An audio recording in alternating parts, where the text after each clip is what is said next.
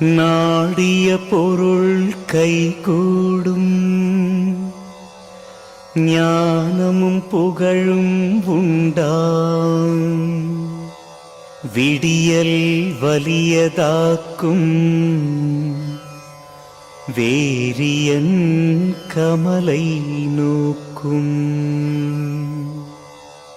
நீடிய அரக்கர் சேனை நீரு பட்டழிய, வாகை சூடிய சிலை ராமன்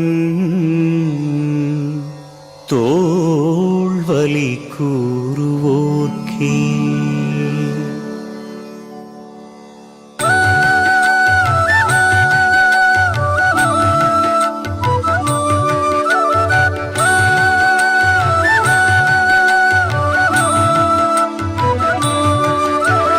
தசரத மன்னரின் தவ புதல்வரே, கோசலை வயிற்றில் உதித்தவரே, பரத லக்ஷ்மண சத்ருகனின் மூத்தவரே, கைகேயி மடியில் வளர்ந்தவரே.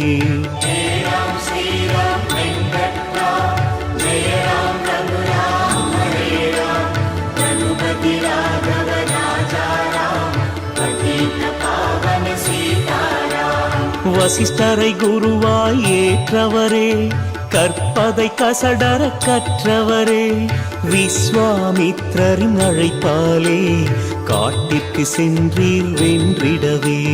ஸ்ரீராம ஜெயம் என சொன்னாலே தீராத வினையும் தீர்ந்திடுமே. ஸ்ரீராம ஜெய ராம ஜெய ஜெய ராம், ஸ்ரீராம ஜெய ராம ஜெய ஜெய ராம். விஸ்வாமித்ரரின் வேள்வியை வேலியாய் நின்று காத்தீரே, இடையூறு செய்தால் தாடகையே தயக்கம் நீங்கி வதைத்தீரே.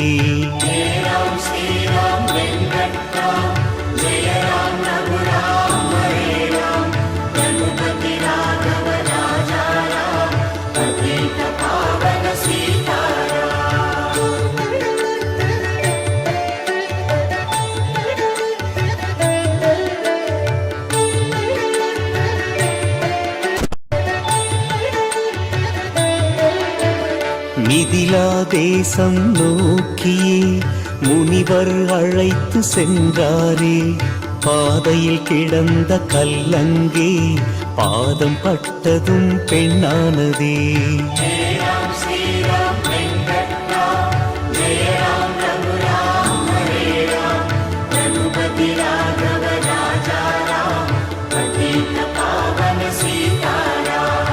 ஆச்சரியத்துடனே கேட்டிடவே அகலிகை வரலாறை விரித்துரைத்தார். சாபம் பெற்றே கல்லானாள், பாதம் பட்டே பெண்ணானாள். ஸ்ரீராம ஜெயம் என சொன்னாலே தீராத வினையும் தீர்ந்திடுமே. ஸ்ரீராம ஜெய ராம ஜெய ஜெய ராம், ஸ்ரீராம ஜெய ராம ஜெய ஜெய ராம். ஓடிடும் நதியை ஓடத்திலே கடந்திடலாம் என்று நினைத்தீரே, ஓடக்காரனும் மறுத்தானே, காலை கழுவியே பூஜித்தானே.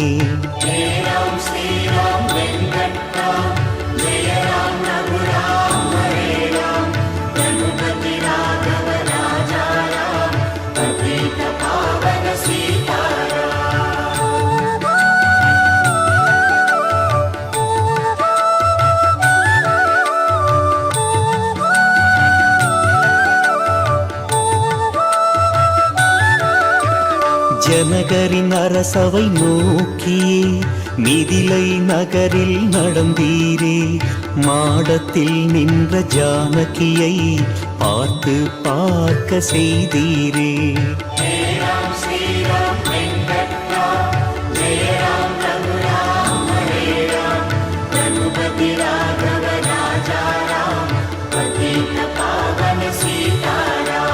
ஆரம்பமானது போட்டியே, வில்லை வளைத்து வென்றீரே, சீதா தேவியை மணமுடித்தே அயோத்தி தேசம் திரும்பினீரே. ஸ்ரீராம ஜெயம் என சொன்னாலே தீராத வினையும் தீர்ந்திடுமே. ஸ்ரீராம ஜெய ராம ஜெய ஜெய ராம், ஸ்ரீராம ஜெய ராம பரசுராமரும் கர்வத்துடனே வழியை மறித்தே வந்து கிழுத்தார். பரசுராமரின் வில்லை எடுத்தே பட்டெனமோ